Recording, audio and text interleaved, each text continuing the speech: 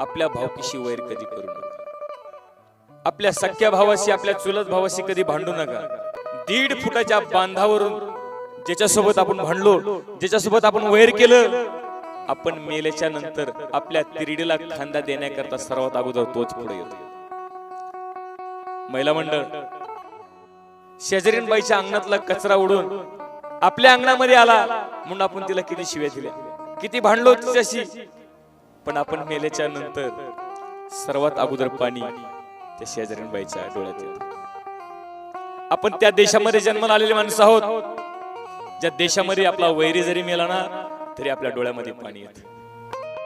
मग मला सांगा, मेल्याच्या नंतर एकामेकासाठी रडायचंच आहे, तर मग हे जिवंतपणी वैर हेवे दावे कशासाठी? लहान असाल तर मोठ्यांची माफी मागायला शिका, मोठे असाल तर लहानांना माफ करायला